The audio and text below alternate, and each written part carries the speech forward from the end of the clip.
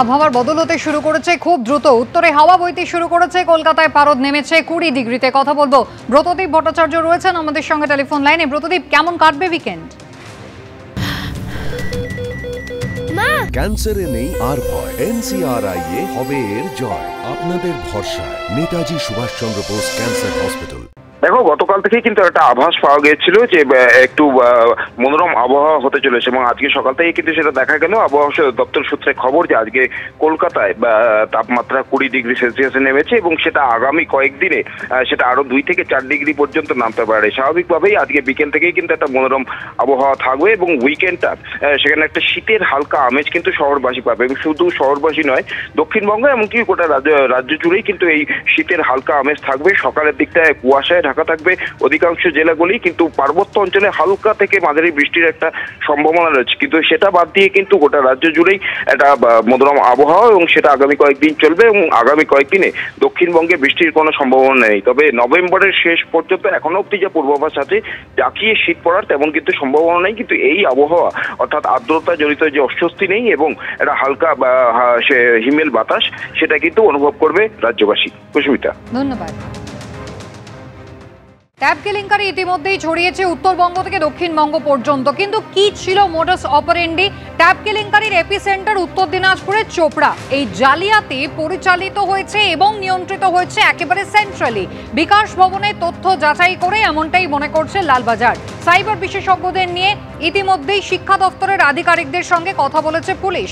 খতিয়ে দেখা হচ্ছে পড়ুয়াদের অ্যাকাউন্টে ট্যাবের টাকা ঢোকার ফ্লো চার্ট। কিভাবে টাকা সার্কুলেট হয়েছে? ট্রেজারি থেকে টাকা গিয়েছে অর্থ দপ্তরে, অর্থ দপ্তর থেকে তা গেল শিক্ষা দপ্তরে, সেখান থেকে স্কুল পরিদর্শক, স্কুল কর্তৃপক্ষ হয়ে টাকা গেল পড়ুয়াদের অ্যাকাউন্টে। এইটা ছিল নিয়ম। এর বাইরে কারুর পক্ষে সরকারি পোর্টালে ঢোকার অ্যাক্সেস পাওয়াটাই সম্ভব নয়, তদন্তকারীরা এমনটাই বলছেন। ট্যাবের টাকা বন্টনের ইন্টিগ্রেটেড সিস্টেমে কিভাবে এই কারচুপি হলো? পোর্টালের অ্যাক্সেস কিভাবে মিলল বাইরে থেকে? তাহলে কি সোর্সের মধ্যেই ভূত রয়েছে? কোনো থার্ড পার্টি কিংবা এজেন্সিকে ডেটা এন্ট্রির দায়িত্ব কি দেওয়া হয়েছিল? প্রয়োজনে শিক্ষা দপ্তরের আধিকারিকদেরও পুলিশ জিজ্ঞাসাবাদ করবে। রাজ্য বিজেপি মুখপাত্র শ্রমিক ভট্টাচার্য রয়েছেন আমাদের সঙ্গে টেলিফোন লাইনে। শ্রমিক, আপনি শুনলেন কিভাবে এই ফ্লো চার্টটা, নিয়মটা কি? সেই সরকারি পোর্টালে বাইরে থেকে কেউ একজন অ্যাক্সেস করছে, কেউ বা কারা, সেটা কতটা সম্ভব? এবং এই পুরো সিস্টেমটার একটা জায়গা যদি বাধাপ্রাপ্ত হয়, তাহলে সেই জায়গাটা থেকে তার পরবর্তী ধাপগুলোতেই বা এই জালিয়াতি ছড়িয়ে গেল কিভাবে? কোনো একটা জায়গায় বাধা পড়লো না?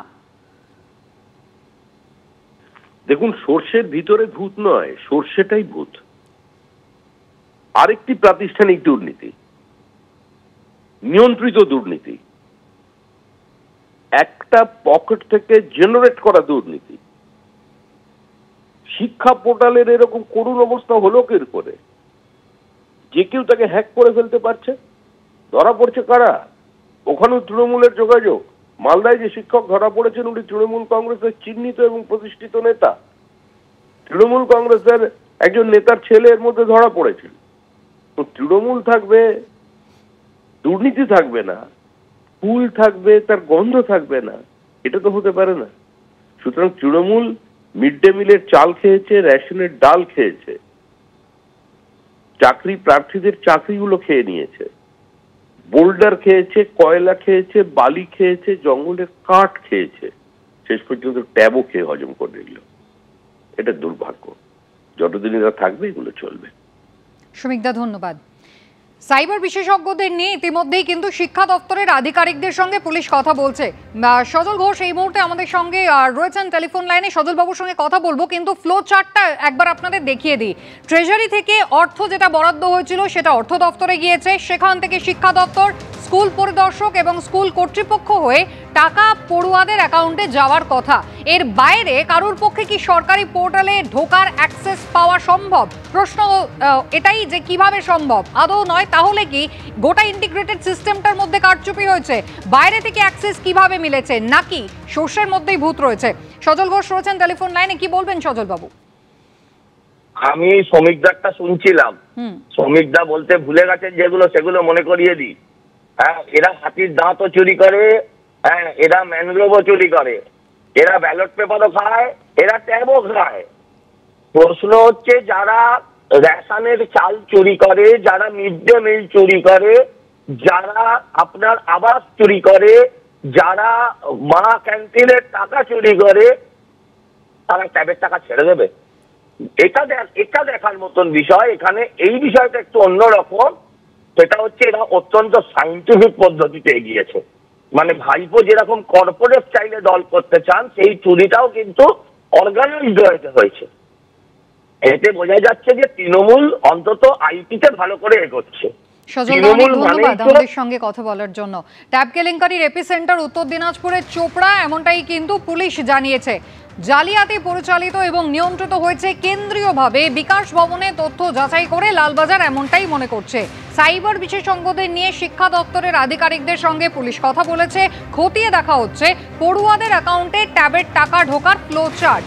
ট্রেজারি থেকে অর্থ দপ্তর ও শিক্ষা দপ্তর, স্কুল পরিদর্শক এবং স্কুল কর্তৃপক্ষ হয়ে টাকা যায় পড়ুয়াদের অ্যাকাউন্টে। এর বাইরে কারো পক্ষে সরকারি পোর্টালে ঢোকার অ্যাক্সেস পাওয়া সম্ভব নয়, এমনটাই জানিয়েছেন তদন্তকারীরা।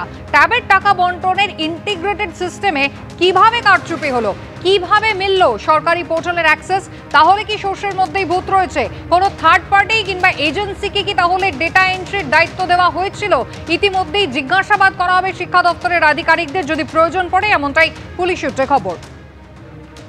সিপিএম নেতা সুজন চক্রবর্তী রয়েছেন আমাদের সঙ্গে টেলিফোন লাইনে। সুজনদা, ইতিমধ্যেই যে পদ্ধতির মাধ্যমে শিক্ষা পোর্টালের মাধ্যমে টাকাটা পেতে পারেন ছাত্রছাত্রীরা, সেটা পরিষ্কার হয়ে গিয়েছে।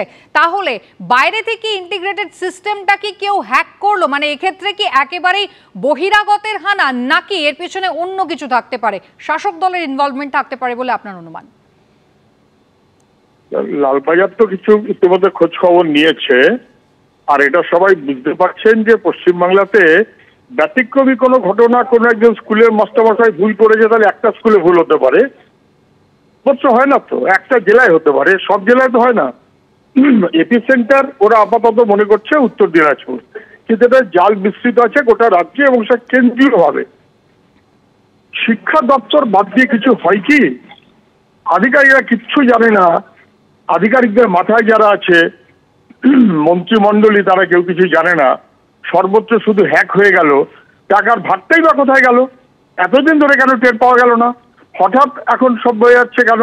অথচ বছরের পর বছর ধরে এটা প্রতিটি ক্ষেত্র আমাদের রাজ্যের ট্যাব, ছাত্রছাত্রীদের ট্যাব, তার টাকা পর্যন্ত যারা চুরি করে, রেশনের টাকা চুরি করে, ঘরের টাকা চুরি করে, এই বাহিনী পশ্চিমবাংলায়। এবং তারা মনেই করছে যত দুর্নীতি আর দুষ্কৃতি, এটা করার আমাদের হক আছে। আমরা তৃণমূল, আমরা শাসক দল, আমরা দুর্নীতি করতে পারি, আমরা দুষ্কৃতি করতে কাজ করতে পারি, যা খুশি আমরা করব, পুলিশের হাত আমাদের মাথায় থাকবে। আর মুখ্যমন্ত্রী তো নানান ক্ষেত্রে বুঝিয়ে দিয়েছেন যে অপরাধীদের নিয়ে তার কোনো অসুবিধে নেই, অপরাধীদের তিনি প্রশ্রয় দিতে পারেন, বরং প্রতিবাদীদের বিরুদ্ধেই তার রাগ এবং তাদের বিরুদ্ধে তিনি সবসময়তেই আক্রমণাত্মক। এখান থেকেই বোঝা যায় কেন্দ্রীয়, কোনো পাড়ার ব্যাপার নয়, নেতারা তৃণমূল, কোনো সন্দেহ নেই। ধন্যবাদ।